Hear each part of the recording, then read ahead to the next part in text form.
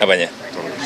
Terus ini terus, karena yang diseleksi dari LOI yang 472 itu terus oleh Pak Kepala Otorita terus diseleksi, ada 10 langsung mulai ada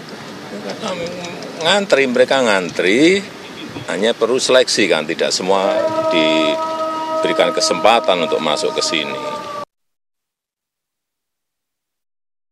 Jika sebelumnya kita sudah bersama melihat bagaimana progres pembangunan dari Ibu Kota Nusantara, saya akan mengajak Anda kali ini untuk melihat ke kawasan inti pusat pemerintahan.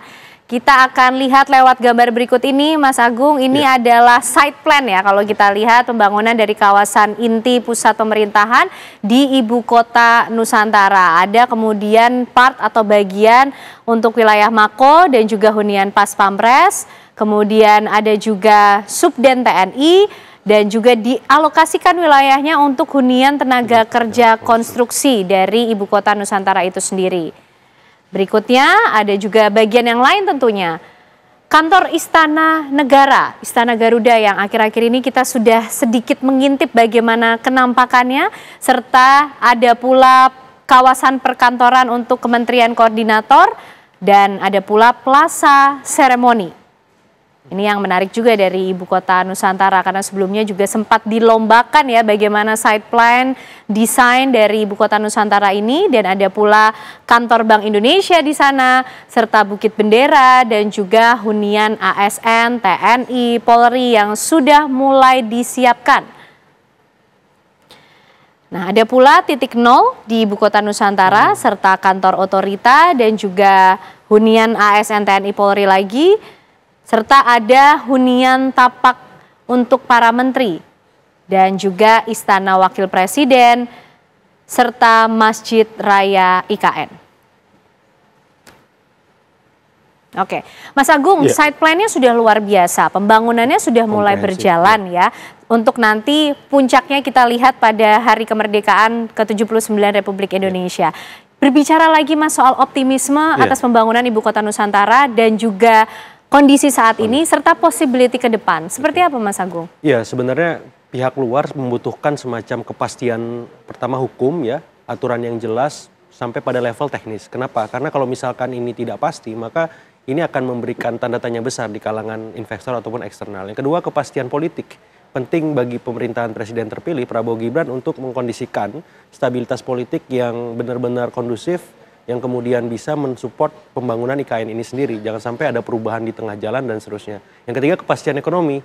Harapannya investor ini kan ada insentif yang bisa mereka terima seperti itu. Karena kalau misalkan tidak ada, untuk apa mereka berinvestasi besar di sini? Ya, kalau nggak dapatnya besar juga kan sederhananya seperti itu. Nah, kepastian-kepastian ini yang saya kira perlu dirangkum oleh pemerintahan Prabowo Gibran dengan tim ekonominya, tim sosial politiknya yang handal, agar apa? Agar formulasinya bisa menarik minat ya investor maupun pihak-pihak eksternal yang relevan lainnya untuk bersama-sama membangun IKN. Dan yang paling penting sebenarnya saya mengendorse bahwa Presiden Prabowo ataupun Wakil Presiden Gibran ke depan harus punya juru komunikasi yang handal. Karena seringkali proyek IKN ini diserang sana-sini, tapi respon-responnya kurang maksimal, kurang konstruktif, sehingga negatif saja kalau kita lihat di banyak media ya, media online, media sosial dan seterusnya. Dan juru komunikasi yang handal ini yang saya kira bisa terintegrasi di Istana Kepresidenan nanti seperti itu. Oke, nah kita juga masih memiliki informasi untuk Anda pemirsa yang menjadi fenomenal saat membahas Ibu Kota Nusantara ini, selain anggarannya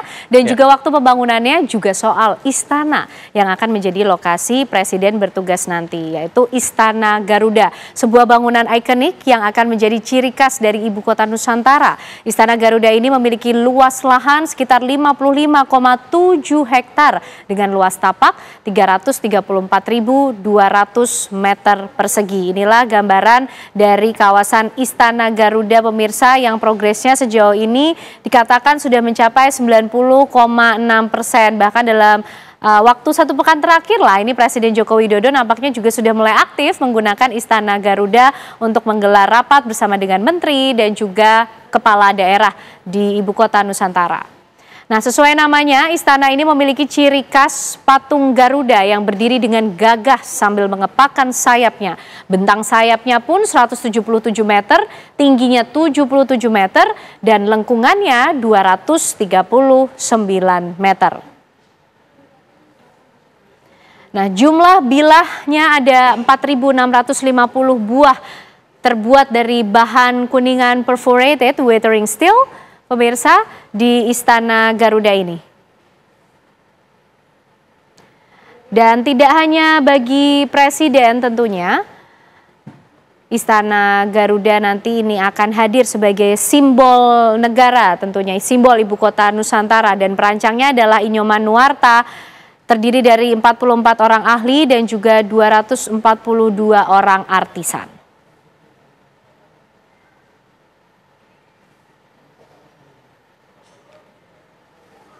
Ya, tidak hanya bagi presiden, para menteri sebagai pembantu presiden pun juga sudah disiapkan tempat tinggal yang memadai. Saat ini sedang dibangun, jumlah keseluruhannya sebanyak 36 unit yang terletak di 2 lokasi berbeda, yaitu Persil 104 dengan luas lahan 10,6 hektar sebanyak 24 unit, sementara di Persil 105 dengan luas lahan 9,1 hektar terdapat 12 unit. Ya, ini adalah gambaran dari rumah tapak dari para menteri yang akan membantu presiden dalam menjalankan pemerintahan di ibu kota Nusantara. Mas Agung, ini menarik kalau bicara soal porsi rumah menteri di IKN. Sejauh ini yang dibangun 36, Mas. Itu kalau kita berhitung dari pemerintahan Presiden Jokowi dengan Pak Ma'ruf Amin. Tapi kalau pemerintahan yang baru, apalagi ada Koalisi Indonesia Maju Plus yang gemuk, ini akankah harus ditambah juga anggarannya untuk menghadirkan rumah menteri tambahan 36 plus juga, Mas Agung? Otomatis ya, karena ada tadi refocusing, realokasi politik juga terjadi selain soal anggaran, karena dinamika politik kita kan hari ini cukup kencang, dan mau nggak mau penambahan jumlah rumah menteri, ya penambahan jumlah rumah mungkin wakil menteri dan seterusnya itu akan terjadi. Dan ini butuh lagi-lagi penyesuaian terhadap anggaran, dan kalau tidak dikomunikasikan dengan sebaik-baiknya oleh pemerintahan terpilih Prabowo Gibran, ini kan bisa jadi bumerang juga. Dan memang di titik ini spontanitas Pak Prabowo ketika menjawab pertanyaan wartawan kemarin yang mengungkapkan 5 tahun selesai itu perlu diapresiasi, tapi juga perlu diawasi. Kenapa? Karena jangan sampai mengganggu program-program yang lain yang sudah dijanjikan dalam masa kampanye. Dan itu penting supaya apa? Supaya publik semakin yakin, semakin optimis bahwa pemerintahan Prabowo Gibran ke depan memang benar-benar merepresentasikan ya aspirasi masyarakat seperti itu. Oke, karena belum lagi ada juga janji kampanye yang juga menjadi highlight, makan bergizi gratis, Mas, yang anggarannya juga tidak sedikit. Besar. Begitu 70 triliun rupiah kalau tidak salah. Nah, bagaimana kemudian menyeimbangkan dengan konsentrasinya dengan pembangunan ibu kota Nusantara? Ya, otomatis butuh penyesuaian seperti yang saya ungkapkan di awal, karena anggaran makan siang bergizi gratis ini kan menelan anggaran yang cukup besar. Mau tidak mau perlu penyesuaian, dan penyesuaian itu membutuhkan semacam peralihan yang cukup baik ya dengan kementerian-kementerian yang lain, karena kalau tidak ini bisa membuat instabilitas di internal kementerian sendiri. Mereka punya program, punya arahan yang juga sama seperti kementerian lain, program-program yang lain, dan di titik ini saya kira kepemimpinan Pak Prabowo diuji. Apakah memang tetap dengan rencana 5 tahun selesai, atau akan ada penyesuaian-penyesuaian yang itu membutuhkan semacam komunikasi lagi ke publik bahwa ya IKN akan kita lanjutkan tapi dengan proporsi dan porsi yang sesuai dengan kemampuan APBN kita misalnya. Oke, nanti 17 Agustus kita lihat ya sebagai momentum penting ya, Mas, di ibu kota Nusantara. Terima kasih Mas Agung Baskoro malam hari ini sudah bergabung bersama kami di Apa Kabar Indonesia Malam.